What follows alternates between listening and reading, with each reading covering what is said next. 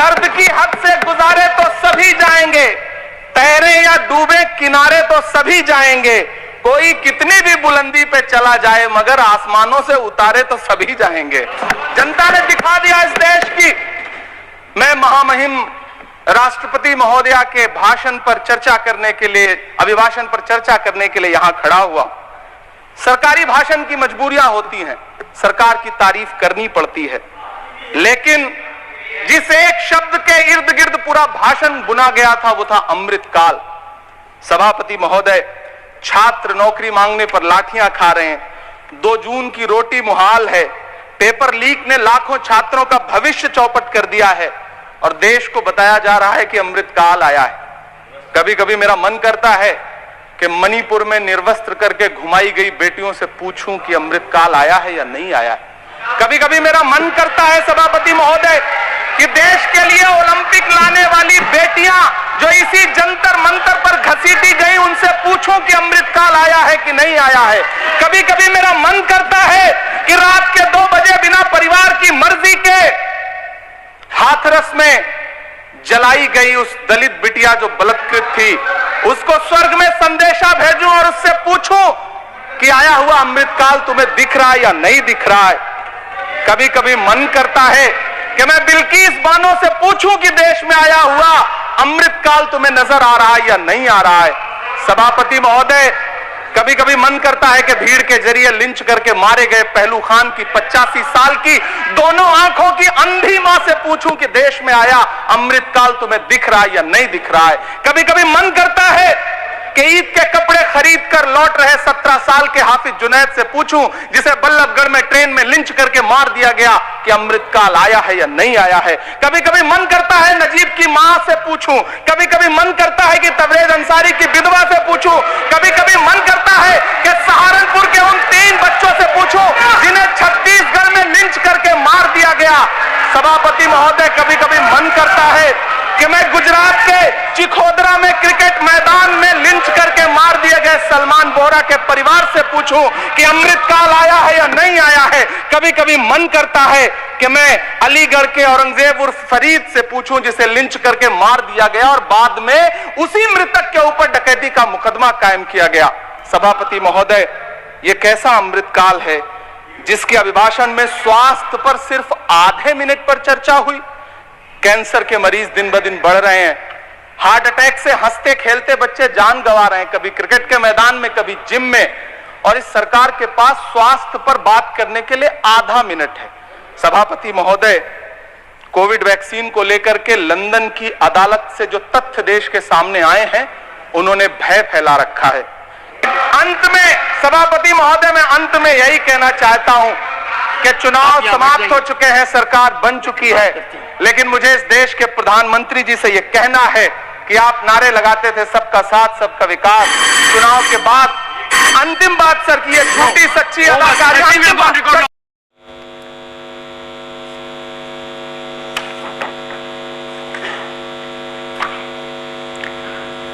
Multi state cooperative societies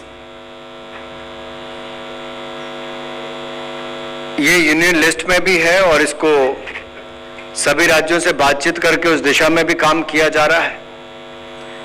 जैसा मैंने पहले कहा कि मल्टी स्टेट कोऑपरेटिव सोसाइटीज के कुछ उदाहरण ऐसे भी आते थे जहां पे कुप्रबंधन रिपोर्ट होता था या चुनाव नहीं होता था, बहुत लंबे समय तक एक ही व्यक्ति वहां पर बैठे रहते थे। तो उसमें कुछ बदलाव लाने के लिए कि उसकी रजिस्ट्रेशन को सरल किया जाए, उसका एक ये लाभ मिलेगा। रेल विभाग के 11,27,000 कर्मचारियों को हर वर्ष दशहरे और पूजा के अवसर पर प्रोडक्टिविटी लिंक्ड बोनस दिया जाता है और इस बार 11,27,000 एम्प्लॉयज को 1,832 करोड़ रुपए का ये इंसेंटिव दिया जाएगा, बोनस दिया जाएगा, जो 78 दिन का बोनस होगा और 17,951 रुपए जो है ये मैक्सिमम की लिमिट रहेगी जो 78 दिन के लिए है। एलिजिबिलिटी जो है इसमें track maintainers, drivers, guard, station master, supervisor, technician, technical helper, controller, pointsman और ग्रुप सी के स्टाफ ये सब लोग उसमें रहते हैं। 1832 करोड़ का लाभ ये प्रोडक्टिविटी लिंक बोनस रेल कर्मचारियों को दिया गया है। दूसरा निर्णय आपने देखा, दुनिया भर में एलपीजी के दाम बहुत बढ़ गए हैं। कुल मिला के देखा जाए लगभग 300% दाम दुनिया के कई देशों में एलपीजी के बढ़े हैं। जहां एक और भारत सरकार ने मुफ्त अनाज देने का काम भी किया था, मुफ्त वैक्सीन देने का काम भी किया, वहां पर साथ ही साथ किसानों के ऊपर बढ़ते हुए खाद के दाम के भी बोझ नहीं पड़ने दिया। उसी तरह से ही बढ़े हुए जो दुनिया भर के दाम है उसके मुकाबले भारत में बहुत कम है, उसका बोझ जो हमारी पेट्रोलियम कंपनीज है, पब्लिक सेक्टर अंडरटेकिंग की जो ऑयल मार्केटिंग कंपनीज हैं, जून 2020 से लेकर जून 2022 तक 22,000 करोड़ रुपए का जो इन्होंने खर्चा वहन किया है, वो वन टाइम ग्रांट भारत सरकार 22,000 करोड़ रुपए की दे रही है ताकि आम नागरिक के ऊपर, देश की सामान्य जनता जो हमारे देश के नागरिक है उसके ऊपर इसका बोझ ना पड़े। तो उसके लिए one time grant public sector undertaking की ऑयल मार्केटिंग कंपनीज को दी गई है, जिसमें इंडियन ऑयल कॉर्पोरेशन लिमिटेड है, भारत पेट्रोलियम कॉर्पोरेशन लिमिटेड है और हिंदुस्तान पेट्रोलियम कॉर्पोरेशन लिमिटेड है। तीसरा, गुजरात में दीनदयाल पोर्ट जो कि सालाना लगभग 127 मिलियन टन की क्षमता रखता है, एक बड़ा निर्णय लिया गया है ताकि पीपीपी मोड के अंतर्गत, बिल्ड ऑपरेट ट्रांसफर के मोड पर दीनदयाल उपाध्याय पोर्ट पर कंटेनर टर्मिनल बने जो टूना टेकरा में है, और साथ ही साथ मल्टीपर्पज कार्गो का भी वहां पे डेवलपमेंट हो। ये दो निर्णय वहां पर लिए गए जिसको विस्तार में मैं आपको बताऊंगा, लेकिन कुल मिलाकर इन दोनों के ऊपर 5,963 करोड़ रुपया खर्च होगा जो कंसेशनर खर्च करेगा, और इसके अलावा जो 531 करोड़ के लगभग वो जो हमारी दीनदयाल पोर्ट अथॉरिटी है वो खर्च करेगी ताकि उसके अगले कुछ साल तक जो मेंटेनेंस ड्रेजिंग वगैरह के वो भी कर सकें। इससे क्षमता भी बढ़ेगी। जम्मू कश्मीर, मध्य प्रदेश, उत्तर प्रदेश से लेकर गुजरात तक व्यापार करने के लिए भी इस पूरी मार्केट को भी इससे पूरा जोड़ा जाएगा और एक्सपोर्ट और इंपोर्ट के भी बहुत काम आएगी। इसको मैं विस्तार में आपको बाद में बताता हूं। इसके अलावा multiple state cooperative societies amendment bill 2022, इसमें भी संशोधन किए गए हैं ताकि इसमें और पारदर्शिता बढ़ सके, जवाबदेही तय हो। और आपने देखा होगा कि ये जो मल्टी स्टेट कोऑपरेटिव सोसाइटीज हैं, इनके बहुत सारे कुप्रबंधन के मामले कई क्षेत्रों में आते थे, चाहे वित्तीय गबन हो या सोसाइटी के चुनाव की बात हो, उसमें विलंब की बात हो। ये जो बदलाव इसमें किए गए हैं, इसमें मल्टी स्टेट कोऑपरेटिव सोसाइटी के रजिस्ट्रेशन को भी सरल किया गया है, गवर्नेंस को भी सुधार लाने के लिए काम किया जाएगा। और यही नहीं, जिस तरह से भारत सरकार ट्रांसपेरेंसी और अकाउंटेबिलिटी के लिए जानी जाती है, पारदर्शिता और जवाबदेही के लिए और ईज ऑफ डूइंग बिजनेस के लिए लगातार मोदी सरकार काम करती है, कोऑपरेटिव मंत्रालय का गठन भी उसी दृष्टि से किया गया था कि नीचे रोजगार स्वरोजगार के साथ साथ कोऑपरेटिव मूवमेंट को और बल दिया जा सके। चाहे जेम के साथ जोड़ने की बाकी बातें भी पहले हुई हैं, उस दिशा में एक बड़ा कदम ये अमेंडमेंट बिल लाने का है। इसको मैं इसके बाद थोड़ा विस्तार में आपको बताऊंगा कैसे चुनावी सुधार होगा, कैसे बोर्ड की कंपोजिशन होगी, एससी एसटी से लेके महिलाओं का उस पे उनको नॉमिनेशन होगा उसके ऊपर, और निगरानी के साथ साथ वहां पर धन की व्यवस्था भी और ट्रांसपेरेंसी लाने के लिए क्या क्या किया जाएगा। एक और निर्णय जो prime minister development initiative for north eastern region है, पीएम डिवाइन, जिसकी घोषणा बजट सत्र में, बजट के समय 2022-23 में वित्त मंत्री जी ने की थी। पीएम डिवाइन योजना को भी मंजूरी आज केंद्रीय मंत्रिमंडल ने दी है प्रधानमंत्री मोदी जी के नेतृत्व में, और ये 100% केंद्रीय वित्त पोषण के साथ साथ एक सेंट्रल सेक्टर स्कीम है। इसके लिए 6,600 करोड़ रुपया 2022-23 से लेकर 2025-26 तक 15वें वित्त आयोग की अवधि के शेष तक इसको मंजूरी दी गई, जो 4 साल की अवधि है। पीएम डिवाइन के जो मूल उद्देश्य हैं वो पीएम गति शक्ति की भावना के अनुरूप इंफ्रास्ट्रक्चर फंड करना, पूर्वोत्तर की जरूरतों के आधार पर सामाजिक विकास परियोजनाओं का समर्थन करना, युवाओं और महिलाओं के लिए आजीविकाओं की गतिविधियों को सक्षम करना और विभिन्न क्षेत्रों में डेवलपमेंट गैप्स को भरने का काम भी करेंगे। इसकी 500 करोड़ तक की लिमिट रहेगी। सोशल डेवलपमेंट के काम आएगा, लाइवलीहुड के काम आएगा। और हम पूर्व की सरकारों की तरह नहीं, हम एक्ट ईस्ट पॉलिसी के अंतर्गत काम करते हैं। चाहे आपने पहले आधारभूत ढांचा देखा हो या अब पीएम डिवाइन योजना हो, ये भी उसी दिशा में काम कर रही है। मैं एक एक करके आपको कुछ विषयों पर वापस लाना चाहूंगा। 2 टर्मिनल्स की गुजरात के जो कच्छ रीजन है कांडला पोर्ट पर, और ये दीनदयाल पोर्ट अथॉरिटी, यहां पर ये लगभग देश के जो पहले 12 पोर्ट्स आते हैं उनमें से एक है। दीनदयाल पोर्ट की जो कैपेसिटी है कार्गो हैंडलिंग की वो लगभग 300 मीट्रिक टन पर एनम। और ये जो 2 नए टर्मिनल्स की मैं बात कर रहा हूं, इसमें एक मल्टीपर्पज कार्गो होगा। ये टूना टेकरा में है, जिसमें 2,250 करोड़ रुपया खर्च होगा, जिसमें से 1,719 करोड़ रुपया कंसेशनियर खर्च करेगा, जो कार्गो बर्थ बनाने के लिए turning circle, approach channel, dredging कार्य सब इसमें शामिल होंगे। और इसके अलावा जो दीनदयाल पोर्ट अथॉरिटी है वो 531 करोड़ रुपया कॉमन यूजर एक्सचेंज चैनल के रूप में कैपिटल जो ड्रेजिंग है और कॉमन यूजर रोड के निर्माण के लिए खर्च करेगी। इसका लाभ ये होगा कि हमारे बड़े शिप्स आने की इसकी क्षमता भी बनेगी। शुरुआत में जैसे 15 मीटर ड्राफ्ट वेसल्स, ये 1 लाख डेडवेट टनेज को लेकर, और भविष्य में इसको कंसेशनियर जो उसको ये भी अप्रूवल है कि 18 मीटर तक का ड्राफ्ट ये बना सकते हैं, जिसकी गहराई 18 मीटर की होगी, जिसके कारण बड़े वेसल्स यहां पर आ सकें। और ये कच्छ रीजन में न केवल गुजरात के लिए बल्कि जम्मू कश्मीर, मध्य प्रदेश, उत्तर प्रदेश से लेकर हमारे राजस्थान तक को भी इसका लाभ मिलेगा। अगर इसकी आप क्षमता को देखेंगे, 2026 में इसको 2.85 million metric tonne per annum का होगा और 2030 तक इसको 27.49 million metric tonne per annum पे ले जाने का प्रावधान रखा गया है।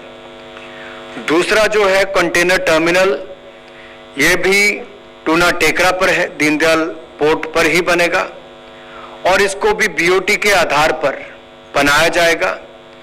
4,243 करोड़ रुपया इसके ऊपर अनुमानित लागत जो कंसेशनियर की तरफ से आएगी और 296 करोड़ रुपया जो है जो यूजर फैसिलिटीज के लिए दीनदयाल पोर्ट अथॉरिटी खर्च करेगी। ये क्लोज कंटेनर टर्मिनल होगा जो भारत के उत्तरी भाग को जम्मू कश्मीर, राजस्थान, उत्तर प्रदेश, मध्य प्रदेश इनको भी अपनी सेवाएं देगा। इससे अर्थव्यवस्था को भी बढ़ावा मिलेगा, रोजगार के भी विभिन्न अवसर पैदा होंगे। कंसेशन का जो एग्रीमेंट है वो 30 वर्ष के लिए होगा। 2025 में जो नेट गैप है वो 18,80,000 TEUs का है और ये state of the art terminal बनकर तैयार होगा। अगर इसके लिए आप देखेंगे, इसके लिए इंटरनेशनल कॉम्पिटिटिव बिडिंग के माध्यम से इसका चयन होगा और कंसेशनियर जो है जो उसकी ही जिम्मेदारी होगी कि इसके डिजाइन को, इंजीनियरिंग को, फाइनेंसिंग को, प्रिक्योरमेंट से लेके इंप्लीमेंटेशन तक जो प्रोजेक्ट की है वो ही उन्हीं को ही करनी है। और ये बीओटी के आधार पर होगा। जब 30 वर्ष पूरे होंगे तो ये सरकार को वापस करना पड़ेगा और इससे कुल मिलाकर 21,90,000 TEUs पर एनएम की क्षमता बनकर तैयार होगी। शुरुआत में इसमें 14 मीटर का ड्राफ्ट वेसल्स आने का होगा, जिसको अभी प्रावधान है, और 6,000 TEUs इसके आने की रहेगा। लेकिन कंसेशनिंग अथॉरिटी जो है वो इसको 5.5-15 मीटर तक करेगी और भविष्य में इसको 18 मीटर तक ले जाने का कंसेशनर को भी प्रावधान होगा। तो वो चैनल हो, बर्थ पॉकेट हो, टर्निंग सर्कल हो, इन सबको बनाने का भी वो काम करेंगे। इससे जो कच्छ रीजन है गुजरात का, जो पहले ही एक बहुत महत्वपूर्ण रोल अदा करता है भारत के पोर्ट्स में टर्मिनल हैंडलिंग के लिए भी, ये बड़ी इन्वेस्टमेंट जब यहां पर आएगी, 5,963 करोड़ रुपए के लगभग कॉन्सेशनियर्स के माध्यम से इसमें पेमेंट आएगी, लागत आएगी, और इस इन्वेस्टमेंट से लाखों लोगों को रोजगार स्वरोजगार के अवसर मिलेंगे। जम्मू कश्मीर, उत्तर प्रदेश, राजस्थान, मध्य प्रदेश से होते हुए सबको इसका लाभ मिलेगा और हमारे व्यापार को भी बल मिलेगा। गवर्नेंस में पारदर्शिता आएगी और जवाबदेही तय होगी, और एमसीएस एक्ट 2002 में कतिपय संशोधन करने के साथ साथ इसमें जो विशेष सुधार होगा वो चुनावों में होगा। तो एमसीएस के बोर्ड के लिए स्वतंत्र और निष्पक्ष ढंग से चुनाव कराने के लिए एक इलेक्शन अथॉरिटी का गठन किया जाएगा। केवल ऐसे ही एक्टिव मेंबर्स चुनाव लड़ने के पात्र होंगे जिन्होंने कम से कम 3 जनरल मीटिंग्स में भाग लिया हो और वो इन सोसाइटी के प्रोडक्ट्स और सर्विसेज को अवेल करता हो। दूसरा जो है, बोर्ड के कंपोजिशन, मीटिंग्स और मेंबरशिप में भी सुधार होगा।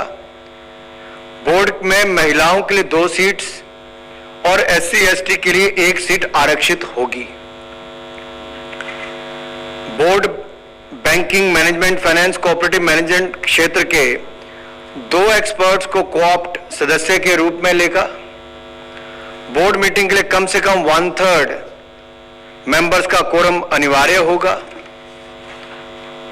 जहां गवर्नेंस और ट्रांसपेरेंसी की मैं बात करता हूं, तो सोसाइटी की रजिस्ट्रेशन के लिए लिक्विडिटी, एक्सपोजर आदि संबंधित फाइनेंशियल नॉर्म्स निर्धारित किए जा रहे हैं।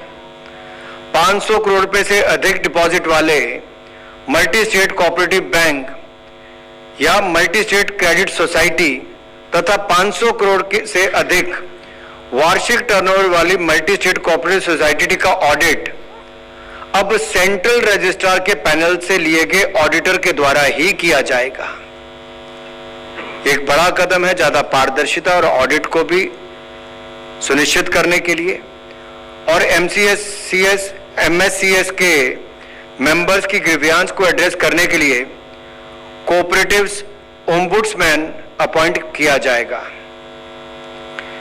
इन जो हमारी मल्टी स्टेट कोऑपरेटिव सोसाइटीज हैं, इन्हीं में ही ये कोऑपरेटिव ओम्बुड्समैन को अपॉइंट किया जाएगा। मेंबर्स को समय पर आवश्यक इंफॉर्मेशन मिल सके, इसके लिए इंफॉर्मेशन ऑफिसर्स की नियुक्ति की जाएगी। सहकारिता के क्षेत्र में धन की व्यवस्था के लिए पिछले 3 वर्षों में लगातार प्रॉफिट कमाने वाली मल्टी स्टेट कोऑपरेटिव सोसाइटीज को अपने नेट प्रॉफिट का 1% या 1 करोड़ रुपए जो भी कम हो, एक rehabilitation, reconstruction and development fund में योगदान देना होगा, जिसका उपयोग जो सिख MSCS है के रिवाइवल के लिए किया जाएगा। जहां तक निगरानी व्यवस्था में सुदृढ़ करने की बात हो, इसमें मिस रिप्रेजेंटेशन या फ्रॉड से बनी मल्टी स्टेट कोऑपरेटिव सोसाइटीज को वाइंड अप किया जा सकेगा। जहां धोखाधड़ी अथवा पैसे का गबन हुआ हो या चुनाव संभव ना हो सके हो, वहां केंद्र सरकार बोर्ड को सस्पेंड कर सकेगी। इन सब कदमों से ईज ऑफ डूइंग बिजनेस को लाभ भी मिलेगा। जहां पर आप एप्लीकेशंस हो, यानी कि सुगमता लाने के लिए applications, returns, reports, statement of accounts आदि को ऑनलाइन फाइल करने की व्यवस्था होगी। और ये मल्टी स्टेट कोऑपरेटिव सोसाइटी के रजिस्ट्रेशन की एप्लीकेशन प्रक्रिया ऑनलाइन की जा सकेगी और इसका डिस्पोजल भी 3 माह में किया जाना अनिवार्य होगा। ये भी निर्णय लिया गया है कि ये जो मल्टी स्टेट कोऑपरेटिव सोसाइटीज हैं, इनमें केंद्र सरकार की शेयर होल्डिंग को सरकार की अनुमति के बिना नहीं बेचा जा सकता। Multi state cooperative society banking कार्य में संलग्न है, उनकी बैंकिंग एक्टिविटीज का रेगुलेशन बैंकिंग रेगुलेशन एक्ट के अंतर्गत होगा। इससे जो डिपॉजिटर्स हैं उनके पैसा भी सुरक्षित होगा और बैंकिंग रेगुलेशन एक्ट आने के बाद जो बाकी लाभ बाकी बैंकों को मिलते हैं इनको भी मिल पाएंगे। सो इन संशोधनों से नागरिकों द्वारा सुगमता से मल्टी स्टेट कोऑपरेटिव सोसाइटी का गठन किया जा सकेगा और जो बाकी लाभ भी उनमें पारदर्शिता भी आएगी।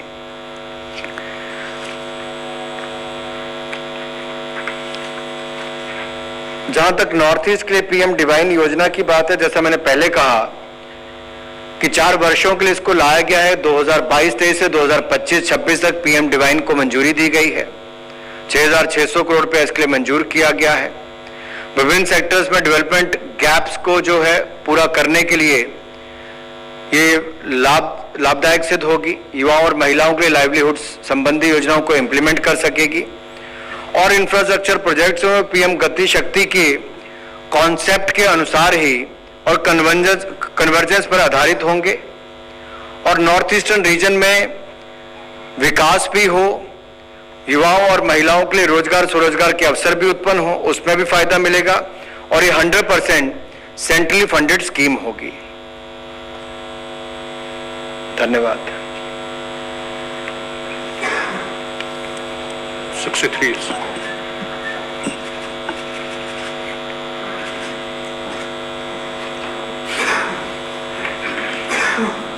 63 सर, मैं लक्ष्मण CNBC आवाज से। जो आपने एलपीजी सब्सिडी का ऐलान किया है उसमें आपने कहा है कि जून 2022 तक का जो नुकसान हुआ उसकी भरपाई के लिए किया गया है। उसके बाद भी गैस की कीमतों में बढ़ोतरी हुई है, क्या उसकी भरपाई भी इसमें की जाएगी? और दूसरा सवाल इसी से जुड़ा हुआ है कि ये सिर्फ डोमेस्टिक एलपीजी के लिए है, क्या पेट्रोल डीजल पे भी अंडर रिकवरी है और उसका भी कुछ विचार किया जा रहा है? लक्ष्मण जी, धन्यवाद, आपने सवाल पूछा। क्योंकि दुनिया भर में एलपीजी के दाम 300% से ज्यादा बढ़ गए, लेकिन भारत में नागरिकों के ऊपर वो बोझ ना पड़े तो मोदी जी की सरकार ने सुनिश्चित किया कि पेट्रोलियम कंपनियों तो अब तक जो भुगतान किया है या जो उन्हें सहा है उसको केंद्र सरकार वन टाइम ग्रांट के रूप में 22,000 करोड़ रुपया दे रही है। ये 22,000 करोड़ रुपया इसलिए है कि भारत के नागरिकों के ऊपर उसका दबाव ना पड़े, लेकिन आपकी पब्लिक सेक्टर अंडरटेकिंग जो ऑयल मार्केटिंग कंपनीज है वो भी अपनी जेब से खर्च ना करें, तो भारत सरकार ने इसलिए वन टाइम ग्रांट उसके लिए दी है। अगर दुनिया भर के मुकाबले देखूं तो शायद इससे 4 गुना ज्यादा होगा, यानी कि सीधा तौर पे अगर दुनिया के दामों से मुकाबला किया जाता तो 88,000 करोड़ से ज्यादा का बोझ पड़ चुका होता। तो कहीं ना कहीं हमने यहां पर दाम को भी नियंत्रण में रखा और आम जनमानस पर भी इसका बोझ नहीं पड़ने दिया। Public sector undertaking oil marketing companies बची रहे तो उनको वन टाइम ग्रांट दी है।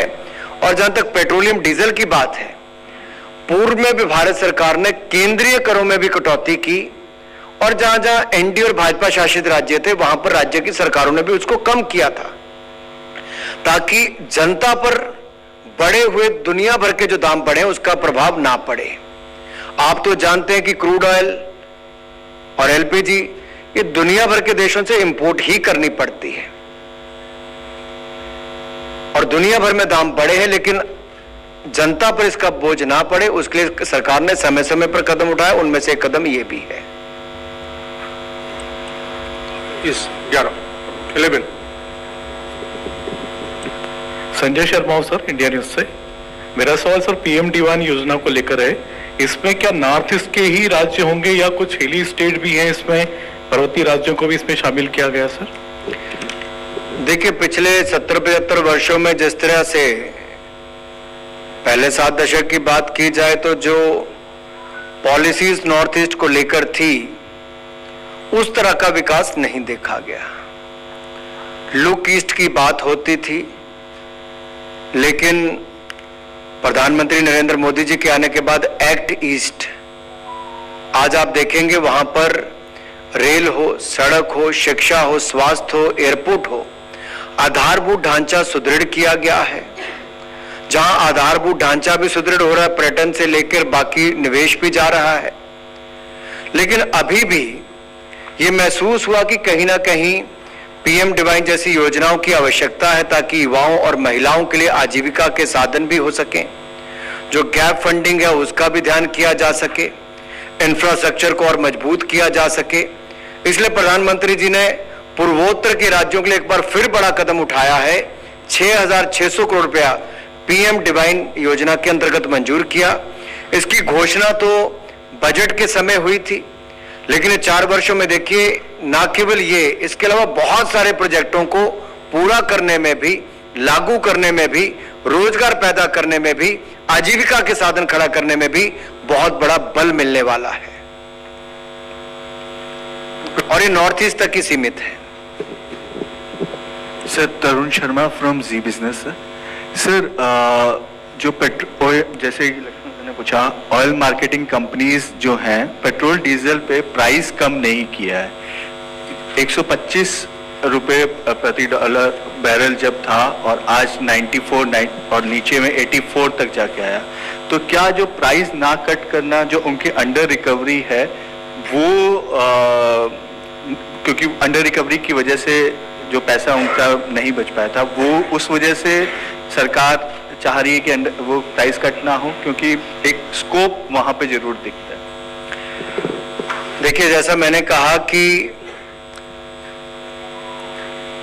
हम लोग इंपोर्ट तो करना ही पड़ता है और दुनिया भर में दाम मेरे से और आपसे छिपे किसी से नहीं है। अगर 300% वृद्धि की बात मैं दुनिया भर में कर रहा हूं, तो आप कल्पना कर ही सकते हैं कि अगर कुल मिलाकर देखा जाए तो कितना प्रभाव पड़ता सीधा जनता पर। कहीं ना कहीं जो हम लोग सब्सिडी वाला पार्ट है या जो दबाव इनके ऊपर ऑयल मार्केटिंग कंपनीज के ऊपर आया, जो दाम दुनिया भर में बढ़े, उसको रिकवर करने के लिए हमने वन टाइम ग्रांट दी ताकि इनके ऊपर बोझ उसका ना आए।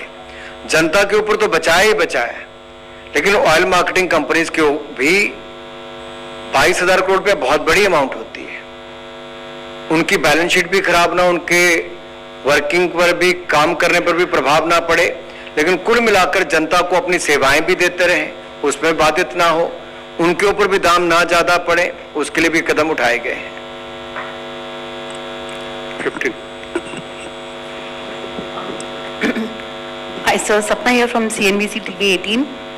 You mentioned, sir, that the amendments to the multi-state cooperative societies, all of that, and the regulation to be brought under the Banking Regulation Act, isn't it already under the BRA, sir? Just wanted to understand that. Or is it a new thing that we're talking about? तो extend regulation कौन कर रहे हैं? जहां तक मैं समझता हूँ एक्सटेंड किया बैंकिंग रेगुलेशन एक्ट के अंतर्गत लाने के लिए, क्योंकि अगर आपने पहले भी देखा होगा एक राज्य के बैंक के कारण बहुत हल्ला बहुत लंबे समय तक हुआ। केवल 50,000 रुपया ही किसी बैंक के फेल होने तक मिलता था। ये मोदी जी की सरकार ने ही इसमें बदलाव करके इसको 5 लाख तक लेकर गए, और जो बैंक फेल हुआ उसके ऐसे लाखों खाता धारक थे जिनको पहले पैसा नहीं मिला था, तो जिसको केवल 50,000 मिलना था उसको 5 लाख रुपए तक मिलता है। हमारी सरकार ने बदलाव किया। अब पारदर्शिता, मल्टी स्टेट कोऑपरेटिव सोसाइटीज की जो बैंकिंग भी उसमें है, क्रेडिट सोसाइटीज हैं, बैंकिंग में आती हैं, तो उनमें एक तो वर्किंग में फर्क आएगा, पारदर्शिता आएगी। दूसरा, बैंकिंग रेगुलेशन एक्ट के अंतर्गत जिस तरह से बैंक काम करते हैं इनको भी उसका लाभ मिलेगा। नहीं तो बहुत सारी सोसाइटीज में देखा जाता है कि कुछ ऐसे लोगों को लोन दे दिए जाते हैं जहां से रिकवरी बाद में होती नहीं।